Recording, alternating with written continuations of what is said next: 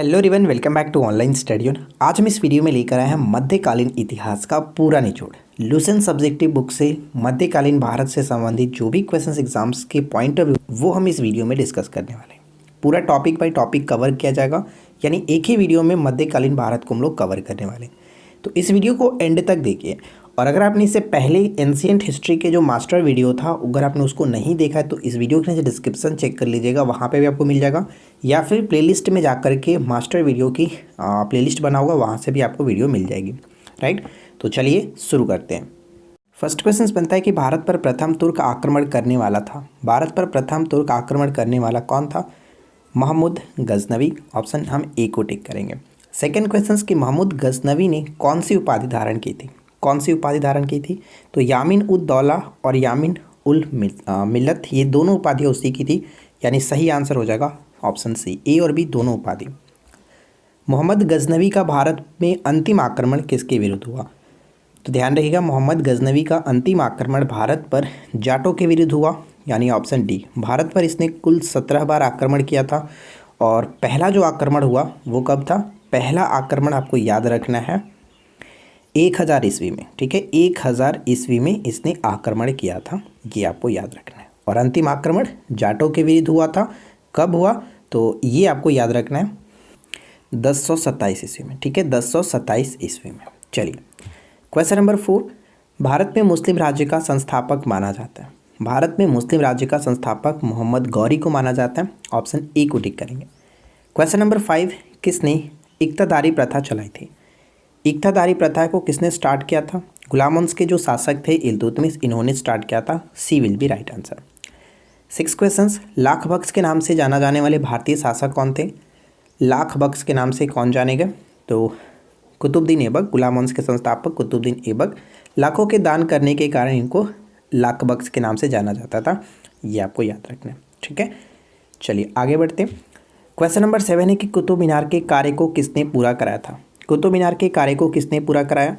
कुतुब मीनार की नींव डाली गई थी कुतुबुद्दीन ऐबक के द्वारा, लेकिन इसके कार्य को पूरा कराया इल्तुतमिश ने। C will be a right answer. निम्नांकित में से दिल्ली का पहला तुगलक सुल्तान कौन था? यानी तुगलक वंश के संस्थापक भी कह सकते हैं, कौन थे? Ghiyasuddin Tughlaq. Option A Ghiyasuddin Tughlaq. Next one कि अलबेरुनी किसके शासनकाल में इतिहासकार था? अलबेरुनी किसके शासनकाल में इतिहासकार था? तो ये मोहम्मद गजनवी के शासनकाल में ही इतिहासकार थे, ऑप्शन ए। दक्षिण अफ्रीकी यात्री इब्न बतूता किसके शासनकाल में भारत आया था? तो ध्यान रखिएगा, इब्न बतूता आया था किसके समय में? मोहम्मद बिन तुगलक के समय में, 1333 ईस्वी में। ठीक है, 1333 ईस्वी में ये मोरक्को यात्री था और इसकी एक प्रसिद्ध पुस्तक है रेहला, ये आपको याद रखना है। 11वीं सदी के भारत का दर्पण किसे कहा जाता है? 11वीं सदी के भारत का दर्पण किसे कहा जाता है? किताबुल हिंद, किताबुल हिंद को ऑप्शन ई। दिल्ली सल्तनत का वो प्रथम सुल्तान कौन था जिसने स्थायी सेना रखी थी? दिल्ली सल्तनत का प्रथम सुल्तान कौन था जिसने स्थायी सेना रखी थी? C will be right answer, Alauddin Khilji. Alauddin Khilji correct answer है। निम्नलिखित में से कौन गुलरुखी के उपनाम से कविताएं लिखा करता था? Sikandar Lodi. D will be right answer, Sikandar Lodi. निम्न में से कौन सा कथन बलबन के संबंध में असत्य है? बलबन के संबंध में कौन सा कथन असत्य है? तो 40 चालीसा दल जिसको चहलगानी से संबंधित सामंतों का दमन किया, यानी कि चहलगानी का गठन किसने किया था? 40 सरदारों का एक संगठन होता था जिसको चहलगानी कहा जाता था। इसको स्थापित किया गया था इल्तुतमिश के द्वारा, लेकिन बलबन ने इसको समाप्त किया। कानून एवं व्यवस्था की बहाली के लिए उसने लौ एवं रक्त की नीति को भी अपनाया था। उसने केंद्रीय सैन्य विभाग दीवाने अर्ज की स्थापना की थी। तीनों के तीनों पॉइंट सही है, कोई गलत नहीं है, इसलिए ऑप्शन डी को टिक करेंगे। अलाई दरवाज़ा निम्न में से किसका मुख्य द्वार है? अलाई दरवाज़ा, अलाई दरवाज़ा किसका मुख्य द्वार है? कुतुब मीनार का, कुतुब मीनार का। ऑप्शन सी को टिक करेंगे। अगला क्वेश्चन, मोहम्मद गौरी एवं कनौज के राजा जयचंद के मध्य 1194 में युद्ध हुआ, किस नाम से प्रसिद्ध है? 1194 का युद्ध को चंदावर के युद्ध के नाम से जानते हैं। C will be right answer, Chandawar का युद्ध। किस दिल्ली सल्तनत के शासक ने इक्ता प्रथा को समाप्त किया था? इक्ता प्रथा को स्टार्ट किया गया था इल्तुतमिश के द्वारा, लेकिन समाप्त अलाउद्दीन खिलजी ने किया था। ऑप्शन ए खिलजी ने। दिल्ली सल्तनत में सरस्वती नामक स्थान निम्न में से किस कारण से प्रसिद्ध था? तो ध्यान रखिएगा, सरस्वती जो नामक स्थान था वो किस लिए फेमस था, तो अच्छी किस्म के चावल के लिए, अच्छी किस्म के चावल के लिए। ऑप्शन हम डी को टिक करेंगे। व्यापारियों का तीर्थ स्थल के रूप में कौन फेमस था, अनहिलवाड़ा, अनहिलवाड़ा, ठीक है। और रेशमी रजाइयों के रूप में कौन प्रसिद्ध था, रेशमी रजाइयों के रूप में सतगांव। और जबकि नील उत्पादन के लिए वो जो स्थान था वो है आगरा। ये सभी पॉइंट्स थोड़ा सा याद रखना है। नेक्स्ट वन कह रहा है कि सल्तनत काल में मुक्ताई क्या था। सल्तनत काल में मुक्ताई क्या हुआ करता था, सल्तनत काल में मुक्ताई लगान निर्धारण करने की जो मिश्रित प्रणाली थी उसे ही मुक्ताई कहा गया। सी करेक्ट है। भूमि की माप जोक करने के बाद क्षेत्रफल के आधार पर लगान का निर्धारण मसाहत कहलाता था। इसकी शुरुआत किसने की थी, मसाहत की शुरुआत किसने की थी, अलाउद्दीन खिलजी ने किया था। ऑप्शन ए को टिक करेंगे। अगला प्रश्न बनता है विजयनगर किस नदी के तट पर स्थित है। विजयनगर किस नदी के तट पर स्थित है, तुंगभद्रा नदी के तट पर। Option A. विजयनगर साम्राज्य की स्थापना कब हुई थी, विजयनगर साम्राज्य की स्थापना हरिहर और भोक्का नामक दो भाइयों ने मिलकर के किया था। राइट आंसर हो जाएगा ऑप्शन ए, यानी कि 1336 ईस्वी में, ठीक है, 1336 ईस्वी में। और विजयनगर का जो स्थापना हुआ था विद्यारण्य संत के आशीर्वाद से हुआ था, ध्यान रखिएगा, ठीक है, कि आपको याद रखना। अच्छा, इसका अर्थ क्या होता है, विजयनगर का अर्थ होता है जीत का शहर। विजयनगर साम्राज्य जो है इसका अर्थ होता है जीत का शहर। कृष्णदेवराय ने अमुक्तमाल्याद काव्य की रचना किस भाषा में की थी। अमुक्तमाल्याद की रचना इन्होंने किस भाषा में किया था, तो राइट आंसर क्या बनेगा, ऑप्शन हम सी को टिक करेंगे, तेलुगु भाषा में, ठीक है, ध्यान रखिएगा, तेलुगु भाषा में। और इनकी एक और रचना थी संस्कृत भाषा में जिसको हम लोग जम्बावती कल्याणम के नाम से भी जानते हैं। विजयनगर काल में ग्रामीण शासकीय इकाई पर शासन के लिए 12 व्यक्तियों को नियुक्त किया जाता था, जिसे क्या कहा जाता था, इसे अयंगर के नाम से जाना गया, अयंगर, ठीक है, अयंगर। आगे बढ़ते हैं। नेक्स्ट वन है कि सरकी सुल्तानों के शासनकाल में निम्न स्थानों में से किसे पूर्व का सिराज या फिर सिराज हिंद कहा जाता है। पूर्व का सिराज या फिर सिराज हिंद कहा गया जौनपुर को, जौनपुर करेक्ट है। कृष्णदेवराय का उड़ीसा के शासक प्रताप रुद्र गजपति के विरुद्ध अभियान को इतिहासकार ने 16वीं सदी के भारतीय इतिहास की सबसे शानदार सैन्य घटना कहा है। किसने, किसने कहा है, तो नीलकंठ शास्त्री। सी को टिक करेंगे, नीलकंठ शास्त्री। विजयनगर बहमनी संघर्ष का आरंभ किसके शासनकाल में आरंभ हुआ, किसके शासनकाल में आरंभ हुआ था, तो ऑप्शन डी, हरिहर एवं भूका के संबंध में, ऑप्शन डी। नेक्स्ट वन है कि किस यात्री ने तालिकोटा युद्ध के बाद विजयनगर साम्राज्य का भ्रमण किया और इस राजकीय नगर के विनिष्ट वैभव पर टिप्पणी की है। वो कौन थे, वो थे Caesar Frederick, Caesar Frederick, option C. Kashmir के जैनुल आबदीन का संबंध किस वंश से था। कश्मीर के अकबर के नाम से ये प्रसिद्ध है जैनुल आबदीन, तो इनका संबंध किस वंश से है, तो करेक्ट आंसर क्या बनेगा, ऑप्शन ए को टिक करेंगे, शाह मीरी वंश, शाह मीरी वंश।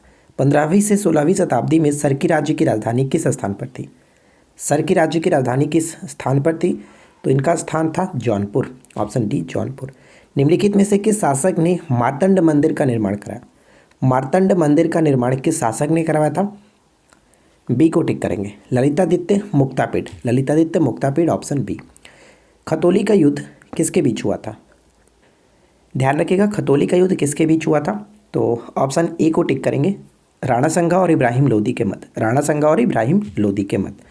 मोहम्मद बेगड़ा के बारे में निम्नलिखित में कथनों पर को पढ़ना है और बताना है कि कौन सा कथन सत्य है, ठीक है।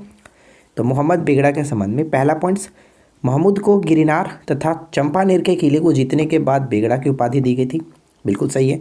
चंपानेर के समीप बेगड़ा ने महमूदाबाद नामक नगर की स्थापना भी की थी, दोनों के दोनों पॉइंट्स बिल्कुल सही है, सी को टिक करेंगे। अकबर ने गुजरात को मुगल साम्राज्य में कब मिलाया था, अकबर ने गुजरात को मुगल साम्राज्य में कब मिलाया था, तो राइट आंसर बनेगा 1572 ईस्वी। अगला प्रश्न, निम्न में से कौन सा कथन असत्य है, निम्न में से कौन सा कथन असत्य है। हिंडोला भवन और दरबार हॉल का निर्माण हसन गंगू द्वारा कराया गया, बिल्कुल सही। मांडू के किले का निर्माण हसन गंगू ने कराया था, ये भी सही है। जहाज महल का निर्माण गयासुद्दीन खिलजी ने मांडू में करवाया था, तीनों के तीनों पॉइंट सही, ऑप्शन डी, कोई भी गलत नहीं है, ठीक है। आगे बढ़ते हैं। विजयनगर का प्रथम शासक कौन था जिसने पुर्तगालियों के साथ संधि की थी, पुर्तगालियों के साथ संधि की थी, वो कौन थे, कृष्णदेवराय, ऑप्शन ए, कृष्णदेवराय। अगला पॉइंट्स, कृष्णदेवराय के दरबार में अष्टदिग्गज कौन थे, अष्टदिग्गज कौन थे। 8 तेलुगु कवियों का जो झुंड था उन्हीं को कहा जाता है अष्टदिग्गज, सी विल बी राइट आंसर। किसका शासनकाल तेलुगु साहित्य का क्लासिकी युग माना जाता है, तेलुगु साहित्य का क्लासिक युग माना जाता है कृष्णदेवराय के शासनकाल को, ऑप्शन डी। शिष्ट का अर्थ क्या था? शिष्ट का अर्थ क्या था? तो ध्यान रहेगा, शिष्ट का अर्थ होता भूमिकर, भूमिकर, ऑप्शन डी। फारस के सुल्तान मिर्जा शाहरुख के राजदूत अब्दुल रज़ाक, ठीक है, अब्दुल रज़ाक किस विजयनगर सम्राट के शासनकाल में विजयनगर की यात्रा की थी? तो ध्यान रखिएगा, इस प्रश्न का राइट आंसर क्या होगा? करेक्ट आंसर बनेगा ऑप्शन बी, देवराय द्वितीय के समय में आया हुआ था। फारस का यात्री था 1442 ईस्वी में आया था, ये ध्यान रहेगा।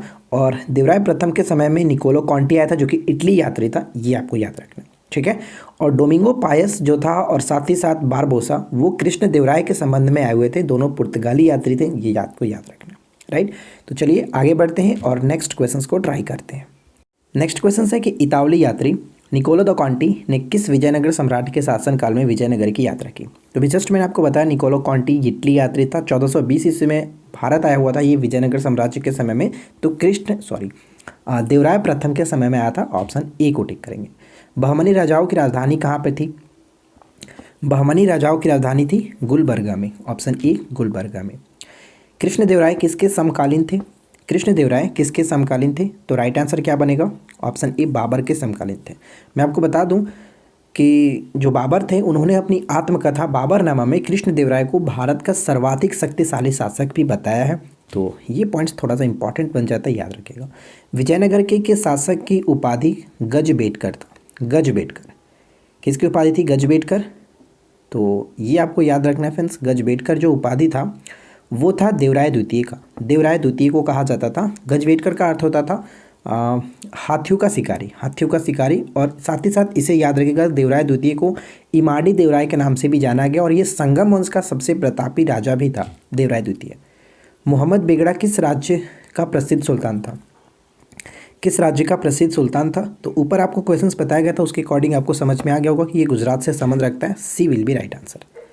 अपनी मधुरा विजय या फिर वीर कंपराय चरित कृति में अपने पति के विजय अभियानों का वर्णन करने वाली कवयित्री कौन थी? उनका नाम था गंगा देवी, ऑप्शन बी गंगा देवी। अगला प्रश्न बनता है कि इनमें से किसे आंध्र भोज भी कहा गया? आंध्र भोज कहा गया है, आंध्र पितामह कहा गया है, अभिनव भोज के नाम से जाना गया। और वो कौन है? कोई और नहीं, कृष्णदेवराय ही है, ऑप्शन डी। हम्पी, तिरुनवेलम, चिदम्बरम, श्रीरंगम, तिरुपति आदि मंदिरों के सामने की ओर बने हुए रायगोपुरम का निर्माता कौन है? रायगोपुरम के निर्माता कौन है? Krishnadevaraya, option B. प्रसिद्ध ऐतिहासिक स्थल हम्पी किस जिले में स्थित है? कर्नाटक में हम्पी जो स्थित है वो बेल्लारी जिले में स्थित है, ऑप्शन बी बेल्लारी। अदीना मस्जिद कहाँ स्थित है? ध्यान रखिएगा, अदीना मस्जिद का संबंध हो जाता है ऑप्शन बी से बंगाल में। अदीना मस्जिद बंगाल में, जबकि अटाला मस्जिद का संबंध जौनपुर से। अटाला मस्जिद जौनपुर, ठीक है, अटाला मस्जिद जौनपुर। अगला क्वेश्चन, हसन गंगू ने कौन सी उपाधि धारण की थी? हसन गंगू ने कौन सी उपाधि धारण की थी? तो अलाउद्दीन हसन बहमन शाह, अलाउद्दीन हसन बहमन शाह की उपाधि धारण कर ये राजगद्दी पर बैठा था 347 ईस्वी में, ये आपको याद रखना है। मोहम्मद बिन तुगलक के संबंध में ही, यानी कि समकालीन था, ये आपको याद रखना है, ठीक है। और इसकी राजधानी क्या थी? ऊपर में देखे थे हम लोग, गुलबर्गा। नेक्स्ट वन है कि बहमनी राज्य का अंतिम शासक कौन था? बहमनी राज्य का अंतिम शासक कलीमुल्ला, ऑप्शन ए कलीमुल्ला। अगला प्रश्न बनता है कि तुगलक वंश के किस शासक के शासनकाल में बहमनी राज्य की स्थापना हुई? तो अभी जस्ट मैंने आपको बताया कि तुगलक वंश का वो शासक मोहम्मद बिन तुगलक के समकालीन ही था हसन गंगू, ठीक है। तो यहाँ पे right answer option A, Alauddin Hasan Bahman Shah ने किससे अपनी राजधानी बनाया था? गुलबर्गा को अपनी राजधानी बनाया, सी को टिक करेंगे। कश्मीर के जैनुल आबदीन के आदेश पर महाभारत तथा राजतरंगिणी किस भाषा में अनुवाद किया गया था? तो इसका अनुवाद फारसी भाषा में किया गया था, ऑप्शन बी को टिक करेंगे, फारसी भाषा में, राइट।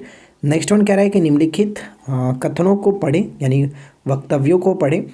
तो 3 पॉइंट्स दिया गया, बताना है कौन सा कथन सही है। पहला पॉइंट्स कि इब्राहिम शाह सर्की के काल में जौनपुर मुस्लिम विद्या का एक महत्वपूर्ण केंद्र था। उसने सिराज हिंद की उपाधि भी धारण की थी। अटाला मस्जिद का निर्माण 1408 ईस्वी में इब्राहिम सर्की के समय में हुआ। तीनों के तीनों पॉइंट सही है, इसलिए ऑप्शन हम डी को टिक करके आगे बढ़ेंगे, राइट। अगला क्वेश्चन, कहाँ के शासक की उपाधि सुल्तान उस सुर्ख यानी कि पूर्व का स्वामी थे? कहाँ के शासक की उपाधि थी? तो ये जौनपुर के, जौनपुर, ऑप्शन ए होगा राइट आंसर। निम्नलिखित में से कौन सा एक सही कालानुक्रम है? कौन सा एक सही कालानुक्रम है? तो यहाँ पे कह सकते हैं सही कालानुक्रम शंकराचार्य, उसके बाद रामानुज और उसके बाद चैतन्य महाप्रभु। ऑप्शन ए को टिक करेंगे। अगला प्रश्न देखिए, निम्नलिखित में से किस भक्ति संत ने अपने संदेश के प्रचार के लिए सबसे पहले हिंदी का प्रयोग किया? सबसे पहले हिंदी का प्रयोग किया वो कौन थे? तो उनका नाम है रामानंद। सी को टिक करेंगे, रामानंद। शिवाजी के आध्यात्मिक गुरु कौन थे?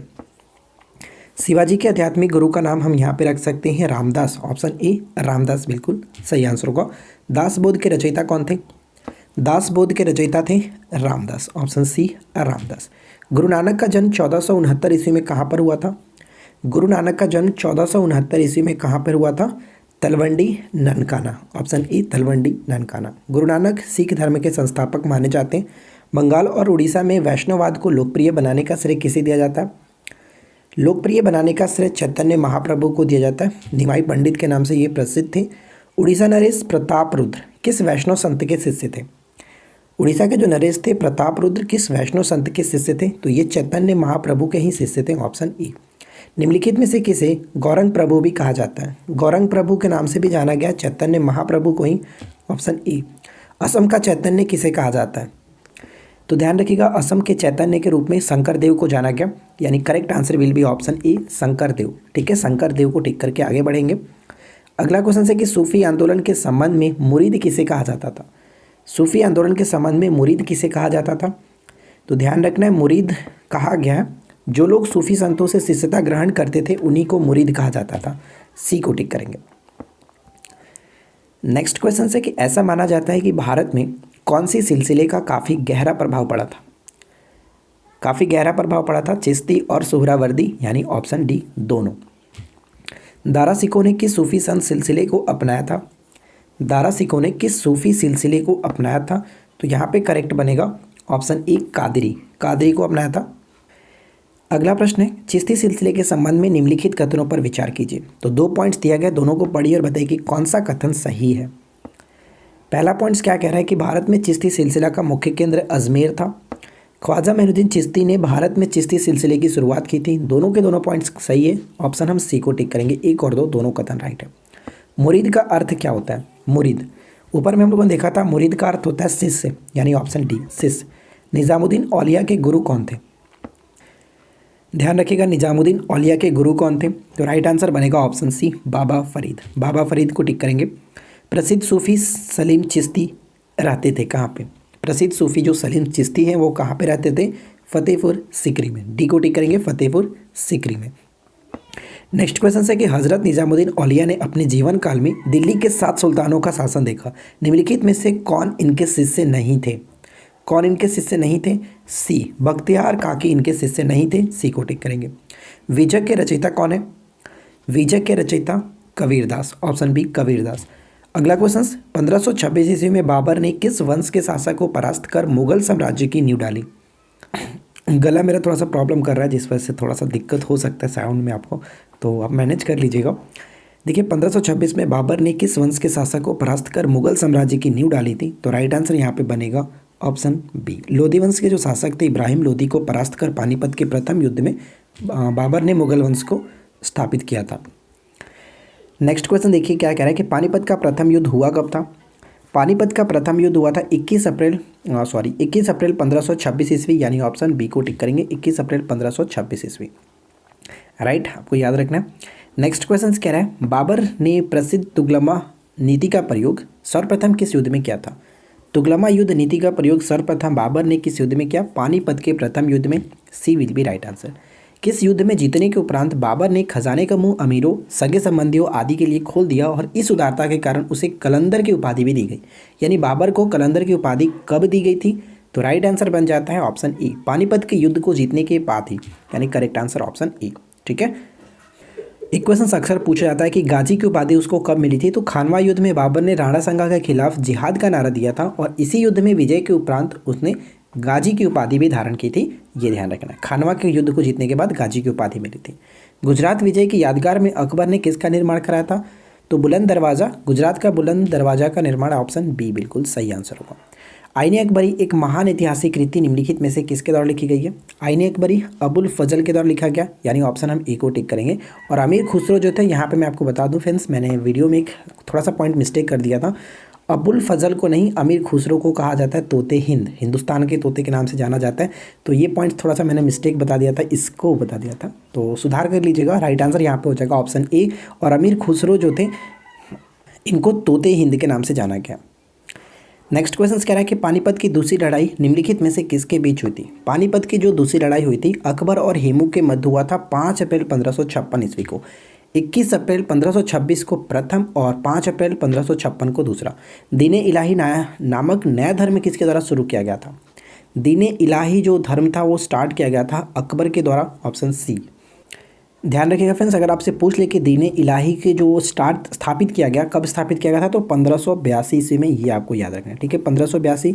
और इनसे संबंधित और भी जो महत्वपूर्ण घटनाएं थी, जैसे दास प्रथा का अंत इन्होंने कब किया? 1562।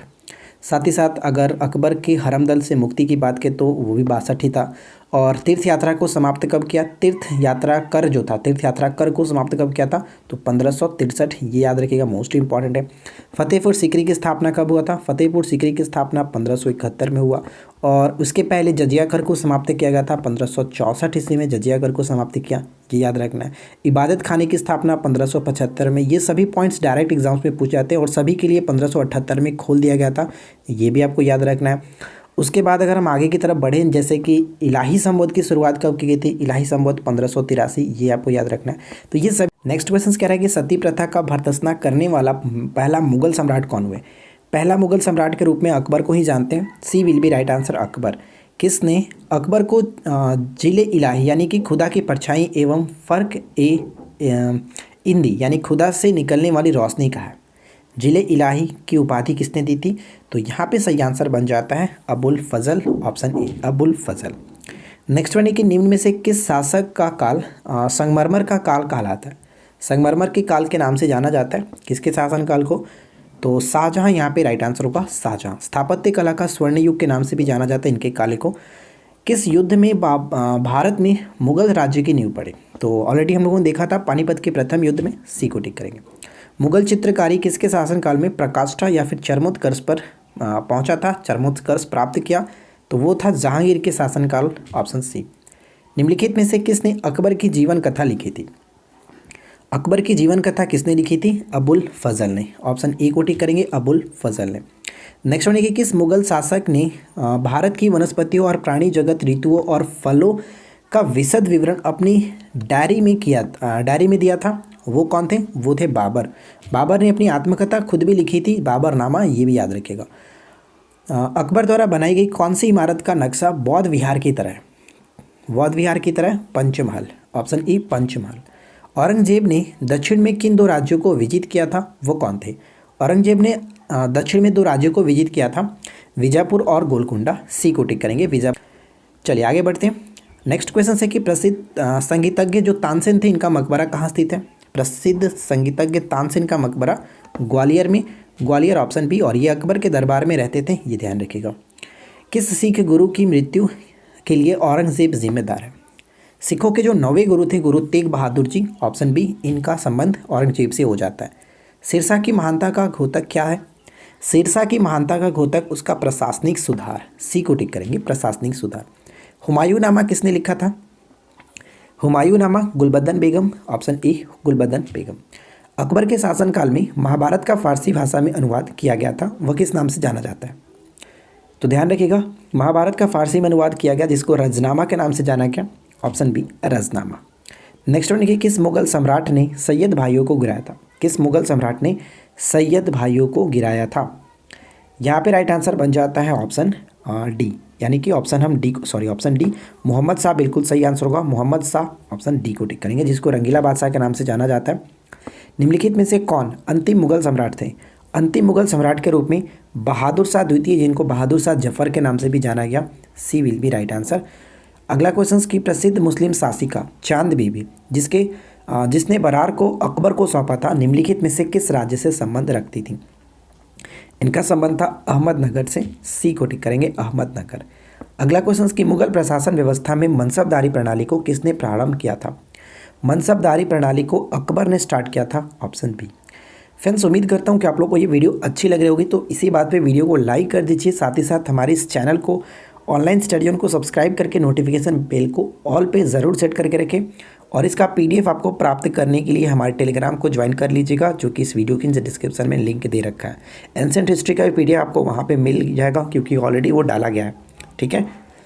और रही बात हमारे एप्लीकेशंस की, तो आपको प्ले स्टोर पे हमारे एप्लीकेशंस मिल जाएंगी ऑनलाइन स्टडी जोन के नाम से, जहाँ पे आपको पेड कोर्सेज देखने को मिलता है। चलिए आगे बढ़ते हैं। नेक्स्ट क्वेश्चन है कि अपने काल का महान संगीतज्ञ तानसेन किसके दरबार में थे? तो तानसेन किसके दरबार में थे? अकबर के दरबार में। बी को टिक करेंगे। मुगल काल का राज्य भाषा कौन सी थी? मुगल काल की राज्य भाषा फारसी। ऑप्शन डी फारसी। रामचरितमानस के लेखक तुलसीदास किसके शासनकाल से संबंधित है? तुलसीदास का संबंध भी हो जाता है अकबर के शासनकाल से ही। ऑप्शन डी को टिक करेंगे, अकबर के काल से। राइट। अकबर के शासनकाल में भू राजस्व सुधारों के लिए कौन उत्तरदायी थे? भू राजस्व सुधारों के लिए उत्तरदायी थे Todarmal. Option B Todarmal. Next one देखिए, अकबर द्वारा बनाए गए उपासना भवन पूजागृह का नाम क्या था? इबादत खाना। इबादत खाना की स्थापना 1575 में हुआ था। सुप्रसिद्ध संगीतज्ञ तानसेन और वैजू बाबरा, यहाँ पे बाबरा होगा, वैजू बाबरा निम्नलिखित में से किसके शासनकाल में सुविख्यात थे? तो तानसेन का संबंध आपने देखा ही था, अकबर का बिल्कुल सही आंसर ऑप्शन सी। राजा बीरबल की उपाधि किसे दी गई थी? राजा बीरबल जो थे वो महेश दास को ही दी गई थी, यानी कि महेश दास का ही जो नाम था राजा बीरबल इनको कहा जाता था। राजा की उपाधि इनको अकबर ने दिया था। किस मुगल शासक का 2 बार राज्याभिषेक हुआ? 2 बार राज्याभिषेक हुआ था, वो थे औरंगजेब। औरंगजेब ऑप्शन डी को टिक करेंगे। नेक्स्ट वन है कि किसने मुगल साम्राज्य की राजधानी को आगरा से दिल्ली स्थानांतरित किया था? आगरा से दिल्ली स्थानांतरित किया था शाहजहां। राइट होगा ऑप्शन डी शाहजहां। अकबर के युवावस्था में उसका संरक्षक कौन थे? अकबर के युवावस्था में उनके संरक्षक थे बैरम खां। ऑप्शन डी बैरम खां। निम्नलिखित में से कौन सी आत्मकथा है? कौन सी आत्मकथा है? आत्मकथा यानी कि ऑटोबायोग्राफी, जो कि खुद बाबर ने अपना लिखा था, बाबरनामा तुझे के बाबरी के नाम से। और ये किस भाषा में था? तुर्की भाषा में। ये याद रखिएगा, तुर्की भाषा में। वर्ष 1526 ईस्वी में लड़ी गई पानीपत की लड़ाई में बाबर से कौन पराजित हुआ? तो बाबर से पराजित हुआ था इब्राहिम लोदी। लोदी वंश का अंतिम शासक कह सकते हैं, ऑप्शन ए। अकबर का राज्याभिषेक कहाँ हुआ था? अकबर का राज्याभिषेक कलानौर में हुआ। Option A Kalanaur. गुरु अर्जुन देव समकालीन थे किसके? गुरु अर्जुन देव सिखों के भी ये 5वें गुरु थे, और इनका संबंध हो जाता है जहांगीर से। जहांगीर ने इनका कत्ल कराया था, क्योंकि अर्जुन देव ने खुसरो की सहायता धन और आशीर्वाद से की थी, जिस वजह से विद्रोह के कारण जहांगीर ने इनको मृत्यु दिया। किस मुगल शासक को आलमगीर कहा जाता है? आलमगीर के नाम से जाना जाता है औरंगजेब को। Aurangzeb option D. सम्राट अकबर द्वारा किसको जरी कलम की उपाधि से अलंकृत किया गया था?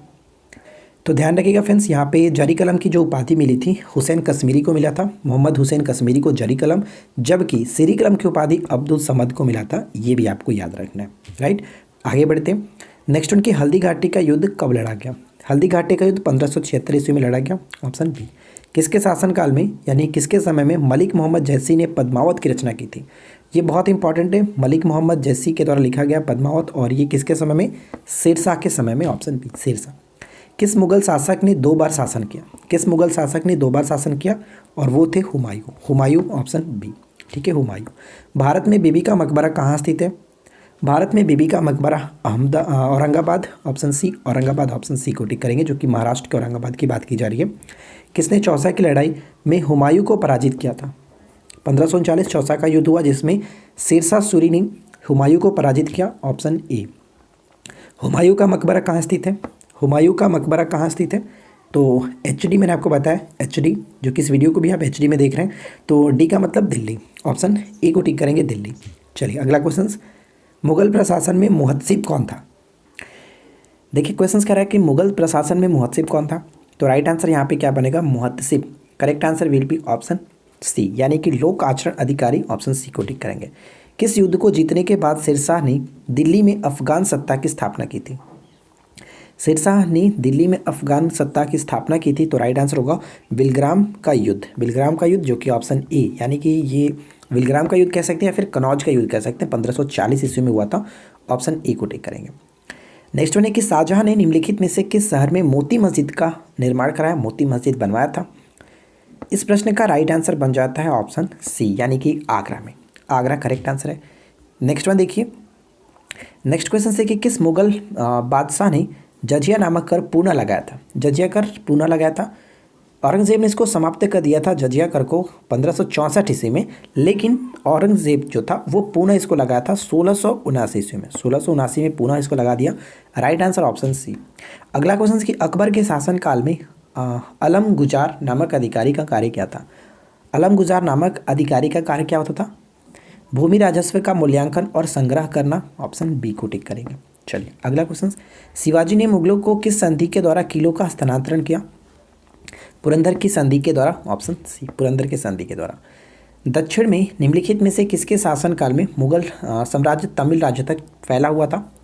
और वो था औरंगजेब, क्योंकि औरंगजेब ने 2 राज्यों को जीता था, दक्षिण में विजयपुर और गोलकुंडा को। मुगल सत्ता पुनर्स्थापित हुमायूं ने कब की? मुगल सत्ता की पुनर्स्थापना हुमायूं ने कब की? तो ये 1555 से 56 ईस्वी में सिकंदर या कह सकते हैं, यानी कि जो सरहिंद का जो युद्ध हुआ था, पोरस के जो राजा सिकंदर थे उनको परास्त करके पुनः ये गद्दी पर बैठा था 1555-56 में। निम्नलिखित में से किस सुल्तान ने पहले हजरत ए आला की उपाधि धारण की थी? हजरत ए आला की उपाधि Sher Shah Suri. C will be right answer, Sher Shah Suri. अगला क्वेश्चन कि औरंगजेब द्वारा चलाया गया जिहाद का अर्थ क्या था? औरंगजेब द्वारा चलाया गया जिहाद का अर्थ क्या था? तो यहाँ पे हमारा सही आंसर होगा ऑप्शन बी, दारुल इस्लाम। दारुल इस्लाम ऑप्शन बी। दिल्ली के लाल किले का निर्माण किसने कराया? दिल्ली के लाल किले का निर्माण किसने कराया था? शाहजहां ने। डी को टिक करेंगे, शाहजहां ने। हुमायूं द्वारा लड़े गए 4 प्रमुख युद्धों का तिथि अनुसार सही अंकित क्या होगा, सही क्रम क्या होगा? तो सबसे पहले यहाँ पे मैं आपको बता दूँ, अंतिम जो युद्ध था सरहिंद का युद्ध था, और स्टार्टिंग का दौरा यहाँ पे देख सकते हैं, दौरा या फिर देवरा कहीं लिखता है, देवरा चौसा, उसके बाद कनौज या फिर बिलग्राम, इसी के नाम था। राइट आंसर यहाँ पे ऑप्शन हम बी को टिक करेंगे, जो कि सही क्रम बनता है। निम्नलिखित में से किस इतिहासकार ने शाहजहाँ के शासनकाल को मुगल काल का स्वर्ण युग कहा है? मुगल काल का स्वर्ण युग कहा है किसने? तो ये बात कही गई है A.L. श्रीवास्तव के द्वारा। A.L. श्रीवास्तव के द्वारा। मयूर सिंहासन यानी तख्ते ताउस पर बैठने वाला अंतिम मुगल बादशाह कौन थे? अंतिम मुगल बादशाह कौन थे? तो राइट आंसर हो जाएगा ऑप्शन बी, मोहम्मद शाह, जिनको रंगीला बादशाह के नाम से जाना जाता है। तख्ते ताउस का निर्माण शाहजहाँ ने कराया था, ये भी याद रखना है। किस मुगल बादशाह को जिंदा पीर कहा जाता है? जिंदा पीर के नाम से औरंगजेब को जाना गया, जबकि न्याय की जंजीर के रूप में जहांगीर को जाना गया। अकबर के काल में महाभारत का फारसी अनुवाद किसके निर्देशन में हुआ था? ये फैज़ी के निर्देशन में हुआ था। Option D, Faizi. निम्नलिखित मुगल बादशाहों में से किसने अपनी आत्मकथा फारसी में लिखी थी? किसने अपनी आत्मकथा फारसी में लिखी थी? जहांगीर ने। जहांगीर ने अपनी आत्मकथा फारसी में लिखा था, जबकि बाबर ने अपनी आत्मकथा तुर्की भाषा में लिखा था। ये याद रखिएगा, सी यहाँ पे करेक्ट आंसर है। अगला क्वेश्चन बनता है कि कौन सा मकबरा द्वितीय ताजमहल कहलाता है? कौन सा मकबरा द्वितीय ताजमहल के नाम से जाना जाता है? रबिया उद दुरानी का मकबरा या फिर बीबी का मकबरा? ऑप्शन सी को टिक करेंगे। नेक्स्ट क्वेश्चन बनता है कि अकबर ने 10 साल नामक नवीन कर प्रणाली को कब प्रारंभ किया था? तो यहाँ पे इस प्रश्न का राइट आंसर क्या बनेगा? ऑप्शन हम सी को टिक करेंगे, 1580 ईस्वी में। अगला क्वेश्चन की टोडरमल बंदोबस्त व्यवस्था के अंतर्गत भूमि को कितने भागों में विभाजित किया गया था? भूमि को कुल 4 भागों में विभाजित किया गया था। अगला क्वेश्चन बनता है 1570 से 71 ईस्वी में टोडरमल ने खालसा भूमि पर भू राजस्व की नवीन प्रणाली स्टार्ट किया था, जिसका नाम क्या था? तो इसका नाम रखा गया था जब्ती प्रणाली। ठीक है, जब्ती प्रणाली, ऑप्शन ए। अगला क्वेश्चन देखिए, किस मुगल शासक ने अपने शासनकाल में नक्श प्रणाली को अपनाया और भू राजस्व की राशि का उपज का आधा कर दिया था? तो ये थे औरंगजेब। औरंगजेब ने नक्श प्रणाली को अपनाया था, ऑप्शन सी। निम्न तथ्यों पर विचार करें और सही कथन का चुनाव करें। पहला पॉइंट्स, मुगल काल में रुपए की सर्वाधिक जो ढलाई हुई थी वो औरंगजेब के समय में हुआ। आना सिक्के का प्रचलन शाहजहाँ ने करवाया था। दोनों के दोनों कथन बिल्कुल सही है, सी को टिक करेंगे। मुगल शासन व्यवस्था के अंतर्गत संसब क्या था? संसब क्या था? ध्यान रखिएगा, मुगल शासन व्यवस्था के अंतर्गत संसब सोने के सबसे बड़ा सिक्का को कहा जाता था, ऑप्शन सी। मुगल काल में मंत्रिपरिषद को क्या कहा जाता था? मुगल काल में मंत्रिपरिषद को किस नाम से जाना गया? विजारत के नाम से जाना गया, सी। मुगल काल में दरबारी भाषा क्या थी? मुगल काल की दरबारी भाषा क्या थी? तो फारसी, सी विल बी राइट आंसर। अगला क्वेश्चन, मुगल काल में सेना का प्रधान निम्न में से कौन था? मुगल काल में सेना का प्रधान के रूप में मीर बख्शी, ऑप्शन ए मीर बख्शी। मुगल सम्राटों का मीर बख्शी किस विभाग का अध्यक्षता करता था? मीर बख्शी जो है किस विभाग की अध्यक्षता करता था? तो सेना संगठन, ऑप्शन सी सेना संगठन। मुगल काल में करोड़ी कौन थे? मुगल काल में करोड़ी कौन थे? तो करोड़ी थे भू राजस्व अधिकारी, ऑप्शन सी। मुगल प्रशासन में मुहत्सिब कौन थे? ये प्रश्न बहुत बार पूछा जाता है। मुगल प्रशासन में मुहत्सिब कौन थे? लोक आचरण अधिकारी, C will be right answer. Akbar के शासनकाल में अलमगुजार नामक अधिकारी का कार्य क्या था? तो ऊपर में देखा था क्वेश्चन हम लोगों ने, भू राजस्व का मूल्यांकन और संग्रह करना, ऑप्शन बी। नेक्स्ट क्वेश्चन बनता है कि इनमें से किस कर व्यवस्था को बंदोबस्त व्यवस्था के नाम से भी जाना जाता है? बंदोबस्त व्यवस्था के नाम से भी जाना जाता है 10 साल बंदोबस्त, ऑप्शन ए को टिक करेंगे। अकबर काल में भू राजस्व व्यवस्था की एक प्रसिद्ध नीति आईने 10 साला पद्धति किसके द्वारा निर्मित की गई थी? किसके द्वारा निर्मित की गई थी? तो ये टोडरमल के द्वारा निर्मित हुआ था, सी को टिक करेंगे। जब्ती प्रणाली किसकी उपज थी? जब्ती प्रणाली किसकी उपज थी? तो ध्यान रखिएगा, जब्ती प्रणाली अकबर की उपज थी, ऑप्शन डी। अकबर कालीन सैन्य व्यवस्था आधारित था किस पर? अकबर कालीन जो सैन्य व्यवस्था था वो मनसबदारी पर आधारित था, बी को टिक कर सकते हैं। मनसबदारी प्रथा में 2 अस्पा व सी अस्पा प्रथा सर्वप्रथम किसने शुरू किया था? सर्वप्रथम किसने शुरू किया था? तो यहाँ पे राइट आंसर बन जाता है ऑप्शन ए जहांगीर। और सबसे पहले बात करें कि ये पद किसको मिला था, तो महावत खां को ये पद दिया गया था, ये याद रखना। अकबर ने जिस मनसबदारी प्रणाली को लागू किया वह किस देश के प्रचलित प्रणाली से उधार ली गई थी? तो ये मंगोलिया से उधार ली गई थी, सी करेक्ट है। अगला क्वेश्चन, मुगल प्रशासन में मदद ए मांस इंगित करता है, मदद ए मांस इंगित करता है किसको? यहाँ पे राइट आंसर बनेगा विद्वानों को दी जाने वाली राजस्व मुक्त अनुदत्त भूमि को, ऑप्शन ए। छत्रपति शिवाजी को हराने के लिए औरंगजेब ने निम्न में से किसको भेजा था? किसको भेजा था औरंगजेब ने? तो राइट आंसर बन जाएगा ऑप्शन डी राजा जयसिंह को, राजा जयसिंह को। निम्नलिखित में कथनों पर विचार करिए, 2 पॉइंट से बताना है कौन सा कथन सही है। पहला पॉइंट की खेड़ा का युद्ध 1707 ईस्वी में लड़ा गया, बिल्कुल सही। यह युद्ध साहू एवं ताराबाई के बीच हुआ जिसमें साहू विजयी हुआ, दोनों के दोनों पॉइंट्स बिल्कुल सही है। तो right answer will be option C, दोनों के दोनों कथन सही है, सी को टिक करेंगे। शिवाजी ने कितनी बार सूरत को लूटा था? शिवाजी ने सूरत को कितनी बार लूटा? 2 बार लूटा था, 2 बार, ऑप्शन डी। पहली बार बात करें तो 1664, दूसरी 1670, तो ये दोनों डेट आपको याद रखना है। नेक्स्ट वन देखिए, शिवाजी का राज्याभिषेक कब हुआ? शिवाजी का राज्याभिषेक कब हुआ था? 5 जून 1674, 5 जून 1674, ऑप्शन बी, ठीक है।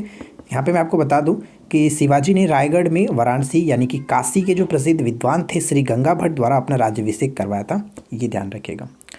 आगे बढ़ते हैं, नाना साहब के नाम से कौन प्रसिद्ध था? नाना साहब के नाम से कौन प्रसिद्ध था? तो यहाँ पे राइट आंसर बनेगा ऑप्शन बी, यानी कि बालाजी बाजीराव जो थे वो नाना साहब के नाम से प्रसिद्ध थे, बी को टिक कर सकते हैं। अगला क्वेश्चन कि शिवाजी ने मुगलों को किस संधि के द्वारा किलों को हस्तांतरित किया था? ऊपर में ये क्वेश्चन हम लोगों ने देखा था, पुरंदर की संधि, ऑप्शन सी। शिवाजी के प्रशासन में विदेश मंत्री को किस नाम से जाना जाता था? ये बहुत इंपॉर्टेंट है, विदेश मंत्री को किस नाम से जाना जाता था? सुमंत के नाम से। पेशवा प्रधानमंत्री होते थे और आमत्य जो होते थे, आमत्य राजस्व मंत्री यानी आय व्यय का जो लेखा जोखा करते थे उनको कहा जाता था। अगला क्वेश्चन, शिवाजी द्वारा सुरनीस या फिर चिटनीस की नियुक्ति किस विभाग को देखने के लिए होती थी? अष्टप्रधान के अंतर्गत ही ये विभाग था चिटनीस, जो कि राजकीय पत्रों को पढ़कर उसकी भाषा शैली को देखना होता था, यानी पत्राचार विभाग के अंतर्गत, ऑप्शन ए। प्रश्न बनता है शिवाजी के राजनीतिक गुरु एवं संरक्षक कौन थे? शिवाजी के राजनीतिक गुरु और संरक्षक कौन थे? दादाजी कोंडदेव, बी को टिक करेंगे। अगला क्वेश्चन की 22 जून 1665 ईस्वी को पुरंदर की संधि किनके बीच संपन्न हुई थी? ये संपन्न हुआ था शिवाजी और जयचंद के बीच, शिवाजी और जयचंद के बीच। शिवाजी को राजा की उपाधि किसने दी थी? शिवाजी को राजा की उपाधि किसने दी थी? औरंगजेब ने, C will be right answer, Aurangzeb ने। शिवाजी से पहले गुरिल्ला यानी छापामार युद्ध पद्धति का इस्तेमाल किसने किया था? तो right answer Malik Ambar, C will be right answer, Malik Ambar. एक क्वेश्चन मैं आपको और बताता हूँ, शिवाजी की जो कर व्यवस्था थी वो मलिक अंबर की कर व्यवस्था पर ही आधारित था। शिवाजी ने रस्सी द्वारा माप की व्यवस्था के स्थान पर काठी एवं मानक छड़ी के प्रयोग का आरंभ किया था, और शिवाजी के समय जो कुल उपज का 33% भाग उपज के रूप में यानी राजस्व के रूप में लिया जाता था, उसको बढ़ा करके बाद में 40% कर दिया गया था। ये पॉइंट याद रखना है क्योंकि पूछा जाता है। शिवाजी ने कब छत्रपति की उपाधि धारण कर अपना राज्याभिषेक करवाया? छत्रपति की उपाधि धारण कर अपना राज्याभिषेक करा था 5 जून 1674। 5 जून 1674 ऑप्शन डी को टिक करेंगे। ठीक है, ध्यान रखिएगा ऑप्शन डी। काशी के किस प्रसिद्ध विद्वान ने शिवाजी का राज्याभिषेक किया था? ऊपर मैंने आपको बताया था श्री गंगा भट्ट, श्री गंगा भट्ट। लेकिन ध्यान रखिएगा फ्रेंड्स, श्री गंगा भट्ट जो थे वो मूल रूप से गंगा भट्ट महाराष्ट्र का एक सम्मानित ब्राह्मण था जो लंबे समय से वाराणसी में रह रहे थे, यानी वो मूल रूप से महाराष्ट्र के थे। शिवाजी का अंतिम जो सैन्य अभियान हुआ कौन सा था? शिवाजी का अंतिम सैन्य अभियान कर्नाटक अभियान, ऑप्शन ई कर्नाटक अभियान। अगला पॉइंट्स, चौथ क्या था? चौथ क्या था?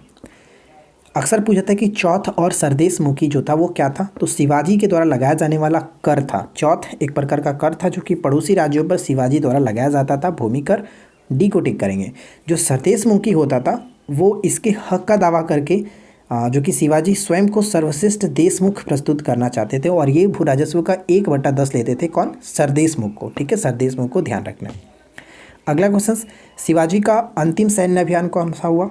अंतिम सैन्य अभियान जो कर्नाटक अभियान है, ऑप्शन सी। शिवाजी को पहाड़ी चूहा व साहसी डाकू की संज्ञा किसने दी थी? पहाड़ी चूहा और साहसी डाकू की संज्ञा औरंगजेब ने ही दिया था, ऑप्शन ई। किस मराठा पेशवा को मैकियावेली कहा जाता था? किस मराठा पेशवा को मैकियावेली के नाम से जाना गया? नाना फडणवीस। सी will be right answer, Nana Phadnavis. अगला क्वेश्चन, पानीपत की तीसरी लड़ाई 1761 ईस्वी में किनके बीच हुआ था? पानीपत की तीसरी लड़ाई 61 में हुआ पेशवा बाजीराव द्वितीय और अहमद शाह अब्दाली, मराठा और अहमद शाह अब्दाली के मध्य, ऑप्शन डी को टिक करेंगे। शिवाजी औरंगजेब के आगरा दरबार में कब उपस्थित हुए थे? शिवाजी औरंगजेब के आगरा दरबार में कब उपस्थित हुए थे? तो 1666 ईस्वी में। डी को टिक करेंगे, 1666 ईस्वी में। शिवाजी सर्वाधिक प्रभावित थे किससे? शिवाजी सबसे ज़्यादा जो प्रभावित थे वो Jijabai. C will be right answer, Jijabai. Lord Wellesley की सहायक संधि को स्वीकार करने वाला पहला मराठा सरदार कौन था?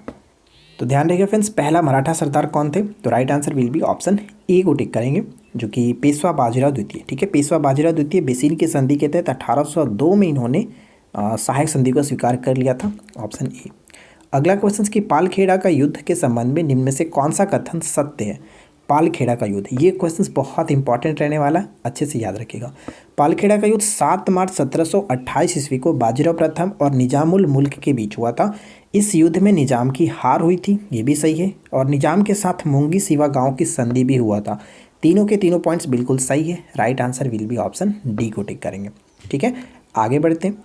शिवाजी मुगलों की कैद से भागने के समय कौन से नगर में कैद थे? कौन से नगर में कैद थे? तो आगरा में, ऑप्शन बी को टिक करेंगे, आगरा में। अगला क्वेश्चन कि शिवाजी के समय में अष्टप्रधान कहा जाता था। अष्टप्रधान क्या होता था? 8 मंत्रियों की एक परिषद होती थी जिसी को कहा जाता था, यानी सी को टिक करेंगे। नेक्स्ट वन है कि अंग्रेज मराठा संघर्ष के अंतर्गत होने वाली प्रमुख संधियों के क्रम में निम्न में से कौन सा मिलान गलत है?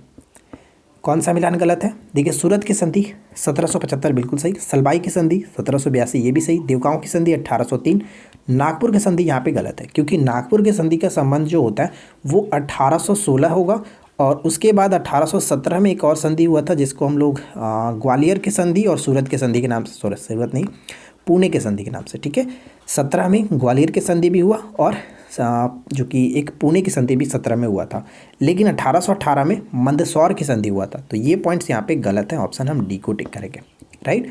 चलिए अगला क्वेश्चन, किस सिख गुरु ने विद्रोही राजकुमार खुसरो की सहायता धन एवं आशीर्वाद से की थी? ये क्वेश्चन मैंने आपको ऊपर में बताया था। वो कौन थे? सिखों के 5वें गुरु गुरु अर्जुन देव, जिनकी हत्या जहांगीर ने करवा दी थी, इसी कारण से, सहायता करने के कारण से। निम्नलिखित कथनों पर विचार करें। सिखों के 3रे गुरु अमरदास, बिल्कुल सही। सिखों के 4थे गुरु रामदास, ये भी सही। सिखों के 5वें गुरु गुरु अर्जुन देव, ये भी सही है। यानी तीनों के तीनों पॉइंट्स बिल्कुल सही है, ऑप्शन डी को टिक करेंगे। कैसे याद रखते हैं? नाना अंगद अमर है, नाना अंगद अमर है, तो अंगद दूसरे हुए, अमर तीसरे हो गए। ठीक है, नाना अंगद अमर है, तीसरे हो गए। रामदास की बात करें तो रामदास, राम 4 भाइयों में से एक थे, राम रामायण के 4 भाइयों में से एक थे, यानी कि 4थे गुरु हो गए राम।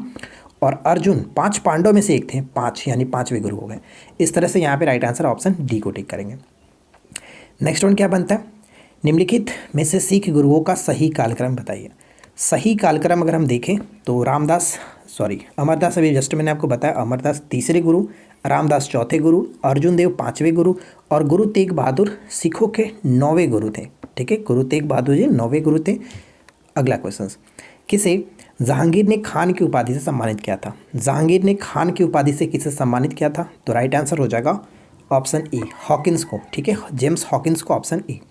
अली गौहर किसका उपनाम था, अली गौहर यहाँ पे किसका उपनाम था, तो right answer will be option A, Shah Alam द्वितीय का उपनाम था अली गौहर। शाह आलम द्वितीय फेमस इसलिए क्योंकि इसने अंग्रेजों के साथ इलाहाबाद के संधि के तहत बिहार, बंगाल, उड़ीसा की दीवानी प्रदान कर दी थी, तो ये इसलिए इनकी जो शासनकाल था शाह आलम द्वितीय का चर्चा में है। देखिए आज की इस वीडियो का आखिरी प्रश्न है, यानी कि पूरा मध्यकालीन भारत से संबंधित जो भी इंपॉर्टेंट क्वेश्चंस थे लूसेंट सब्जेक्टिव से, वो मैंने आपको यहाँ पे रख दिया है। और आशा करते हैं कि आप लोगों को ये वीडियो अच्छा लगा होगा, क्योंकि अगर कोई भी एग्जाम्स हो आप इस वीडियो को ज़रूर देख करके जाइए। डेफिनेटली फ्रेंड्स कुछ ना कुछ क्वेश्चंस यहाँ से आपको देखने को मिलेगा ही मिलेगा। देखिए लास्ट क्वेश्चन क्या है कि रोशन अख्तर किस मुगल शासक का नाम था। रोशन अख्तर किसका मूल नाम था, तो मोहम्मद शाह, जिन्हें हम लोग रंगीला बादशाह के नाम से भी जानते हैं। D will be right answer. आशा करते हैं कि वीडियो पसंद आया होगा। वीडियो अच्छा लगे तो वीडियो को लाइक कर दीजिएगा, दोस्तों के साथ शेयर कर दीजिएगा। इसका पीडीएफ आपको टेलीग्राम पर डाल दिया जाएगा, आप वहाँ से इस पीडीएफ को डाउनलोड कर सकते हैं। और इससे पहले वाले जो एंशिएंट हिस्ट्री का वीडियो था, अगर आपने उसको नहीं देखा है तो इस वीडियो के नीचे डिस्क्रिप्शन में लिंक आपको मिलेगा, चेकआउट कर सकते हैं। और साथ ही साथ इसका पीडीएफ भी, यानी एंशिएंट हिस्ट्री का पीडीएफ आपको टेलीग्राम पर ही डाला गया, आप वहाँ से डाउनलोड कर सकते हैं। तो चलिए मिलते हैं नेक्स्ट क्लास में। Thanks for watching, keep watching, keep learning, have a good day.